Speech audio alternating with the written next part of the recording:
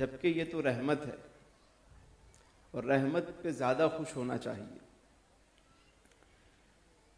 اللہ تعالیٰ اس بچی کے نصیب اچھے کرے، اسے دین متین کا علم بھی عطا کرے اور اسے دونوں جہاں کی بھلائیاں عطا کرے، اس بچی کو دین اسلام کی عظیم مبلغہ بنائے، کیونکہ جس کی ولادت کی خوشی میں ایسی خوبصورت محفل اور ایسے ذکر کا اہتمام کیا گیا، میرا ایمان اور یقین یہ کہتا ہے کہ یقیناً یہ بچی بڑے نصیب والی ہے۔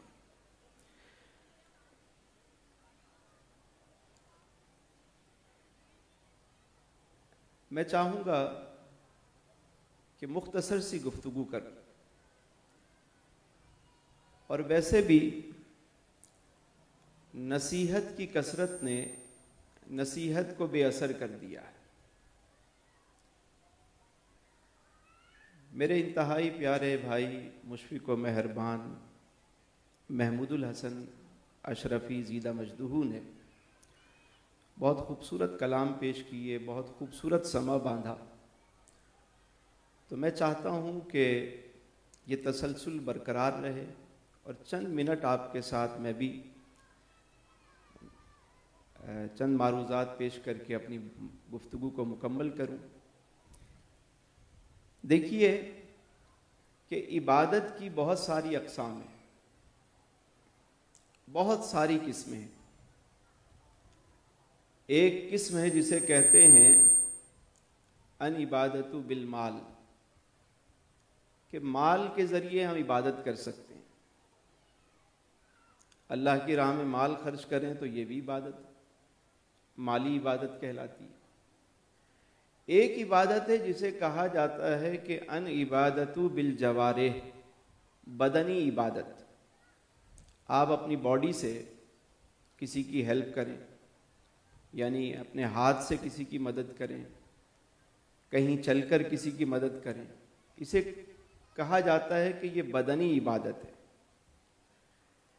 اور ایک عبادت ہے جسے کہا جاتا ہے ان عبادت باللسان، زبان کے ذریعے عبادت کرنا، ذکر و اذکار کرنا، تسبیح و تحلیل کرنا، یہ زبانی عبادت ہے۔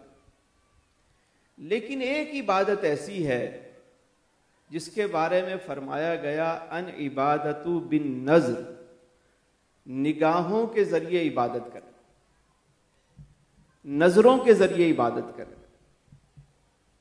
اور وہ کون سی عبادت ہے؟ فرمایا کہ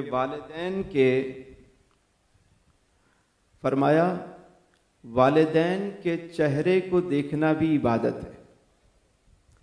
جو اپنے والدین کو روزانہ محبت سے پیار سے دیکھے اسے ایک مقبول حج کا ثواب ملتا ہے۔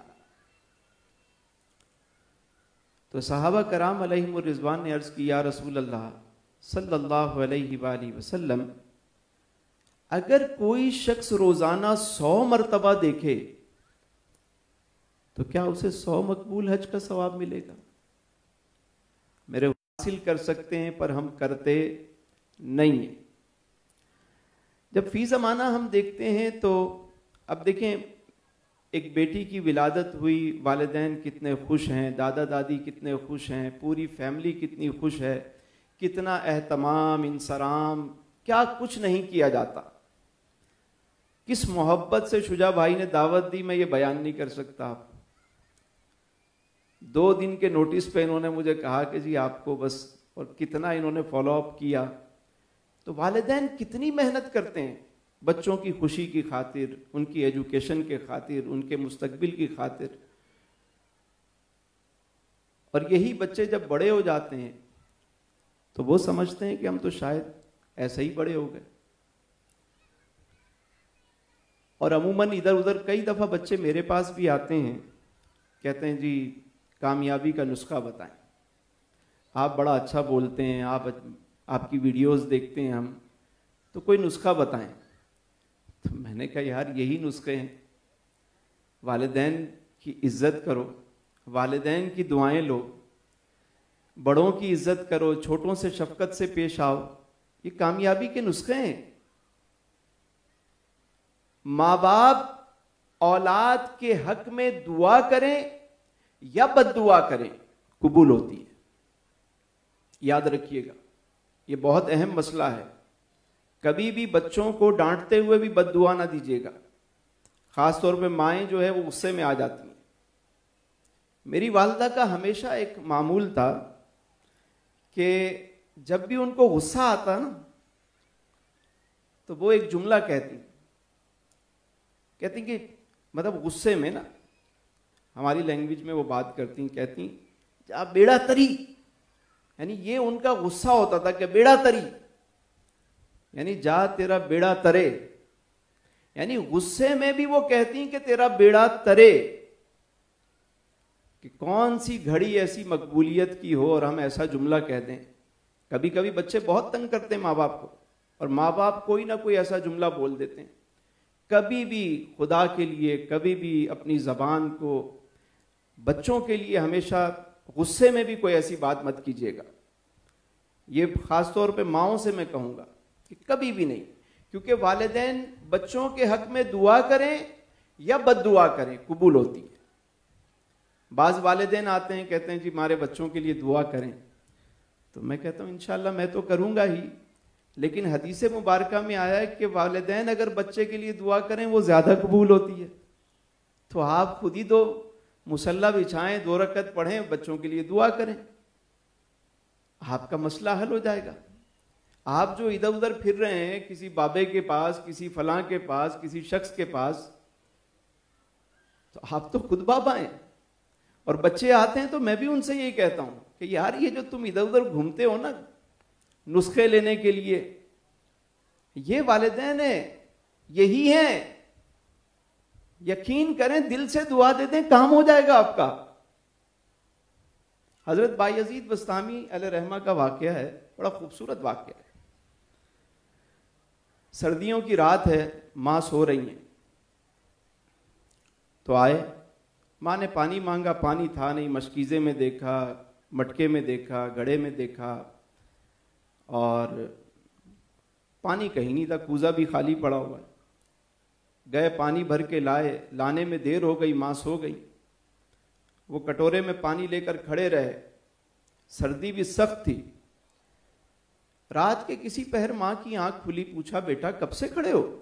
کہا جب سے آپ نے پانی مانگا تھا. سوئے نہیں؟ نہیں جی. بس ہاتھ اٹھا دیے، کہا مالک میرے بچے سے راضی ہو جا. کیا کہا؟ مالک میرے بچے سے راضی ہو جا. حضرت بایزید فرماتے ہیں میں نے اسی وقت محسوس کیا کہ میرا قلب انوار الہی سے روشن ہو گیا ہے.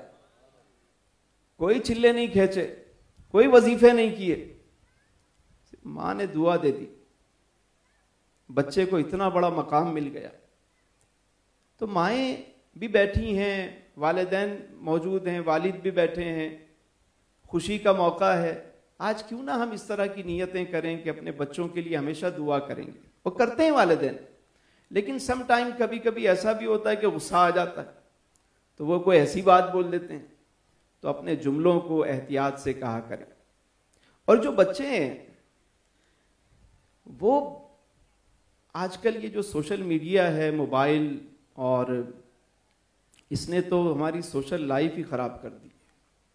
ہر کوئی اپنے کمرے میں بند ہے اور انٹرنیٹ چاہیے اور موبائل چاہیے. جو آپس میں بیٹھنا تھا، دکھ سکھ سننا تھا، والدین کے ساتھ بیٹھ کر بات کرنی تھی، کبھی ٹائم نکالے نا. میرے ایک استاد ہیں، انہوں نے مجھے یہ واقعہ سنایا اور میں چاہتا ہوں کہ سارے سنیں، میری مائیں بھی سنیں، میری بہنیں بھی سنیں، میرے بچے بھی سنیں، میرے بڑے بھی سنیں، سب سنیں اس بات کو.